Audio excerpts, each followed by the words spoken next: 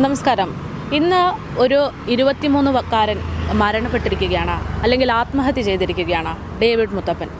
അദ്ദേഹത്തെ സംബന്ധിച്ചുള്ള കാര്യങ്ങൾ നമ്മൾ എടുത്തു നോക്കുമ്പോൾ പ്രധാനമായിട്ടും പറയുന്നത് അദ്ദേഹം ഒരു റഷ്യൻ കൂലിപ്പട്ടാളത്തിലേക്ക് റിക്രൂട്ട്മെൻറ്റ് ചെയ്യപ്പെട്ട ഒരാളായിരുന്നു എന്നുള്ളതാണ്. അത് അന്വേഷിച്ച് പോയപ്പോഴാണ് മനസ്സിലായത് ഗൂഗിൾ വഴിയുള്ള ഒരു ഏജൻസി വഴിയാണ് ഈ ചെറുപ്പക്കാരൻ ബന്ധപ്പെടുന്നത്. കേരളത്തിലെ 2-3 യുവാക്കളും ഇദ്ദേഹത്തിനൊപ്പം ഉണ്ട് എന്നൊക്കെ ബന്ധുക്കളൊക്കെ പറയുന്നുണ്ട്. ഇവരുമായി ബന്ധപ്പെട്ടുള്ള കൂടുതൽ വിവരങ്ങൾ അന്വേഷിച്ചപ്പോൾ മാസം 1.5 ലക്ഷം രൂപ വരുമാനം നൽകാം എന്നൊക്കെ പറഞ്ഞുകൊണ്ട് ഏജൻസി വഴി തെറ്റിദ്ധരിപ്പിക്കപ്പെട്ടിട്ടാണ് ഇവർ പോകുന്നത്. അങ്ങനെ അവിടെ പോകുന്നു. അവിടെ പിന്നീട് റഷ്യൻ കൂലിപ്പട്ടാളത്തിലേക്കാണ് ഇവരെ എടുത്തതെന്ന് ഇവർ തിരിച്ചറിയുന്നു.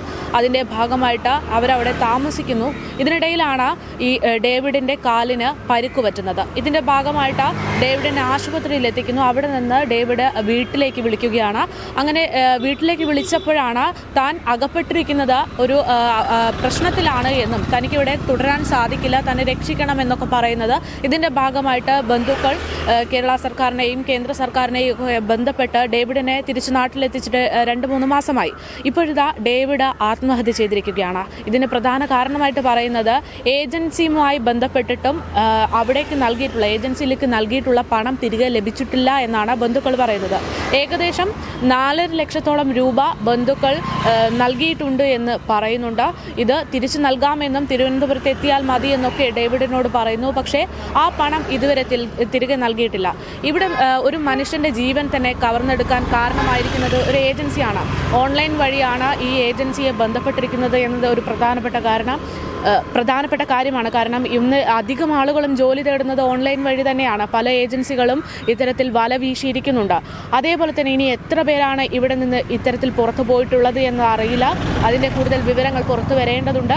അതുപോലെ തന്നെ ഏത് ഏജൻസിയാണ് ഇതിന് പിറകിൽ പ്രവർത്തിക്കുന്നത് എന്നതും അറിയേണ്ടതുണ്ട്. 2023 ഒക്ടോബറിലാണ് ഡേവിഡിന് ഇതുപോലുള്ള ഒരു ഓഫർ ലഭിക്കുന്നത്. 1.5 ലക്ഷത്തോളം രൂപ മാസ ശമ്പളം കിട്ടുന്ന ഒരു ജോലി അവിടെ തരപ്പെടുത്തി കൊടുക്കാം എന്നൊക്കെ പറഞ്ഞുകൊണ്ടാണ് അവിടേക്ക് പോകുന്നത്. ഡേവിഡിൻ്റെ കുടുംബം എന്ന് പറയുന്നത് സാധാരണപ്പെട്ട ഒരു കുടുംബം തന്നെയാണ്. അച്ഛൻ മത്സ്യത്തൊഴിലാളിയാണ്. ഒരു സഹോദരിയുണ്ട്, വിവാഹം കഴിക്കാനായിട്ടുള്ള ഒരു സഹോദരിയുണ്ട്. ഈ ഒരു സാഹചര്യത്തിലാണ് 23കാരനായിട്ടുള്ള ഡേവിഡ് ഇത്തരത്തിലൊരു ജോലിയിലേക്ക് കടക്കുന്നത്. നാട്ടിൽ ഡേവിഡ് ഡെലിവറി ബോയ് ആയിട്ടും സാധാരണ ജോലികളൊക്കെ ചെയ്തു പോകുന്ന ഒരു വ്യക്തിയായിരുന്നു.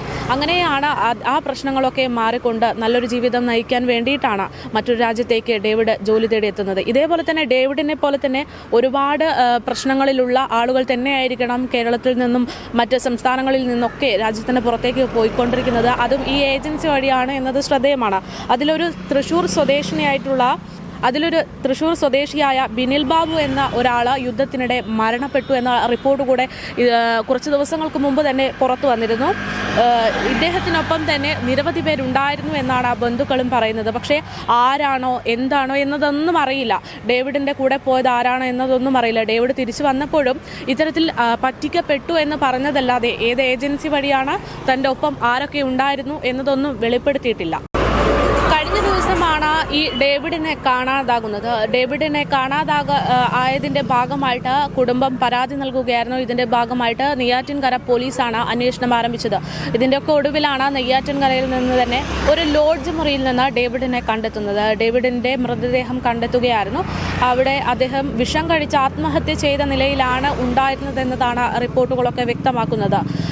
ഇതിനു മുമ്പ് തന്നെ താൻ എങ്ങോട്ടാണ് പോകുന്നത് എന്നതിനെക്കുറിച്ചുള്ള കൃത്യമായ വിവരങ്ങളൊന്നും വീട്ടുകാരുമായി പങ്കുവച്ചിട്ടില്ല എന്നൊക്കെ പറയുന്നുണ്ട്.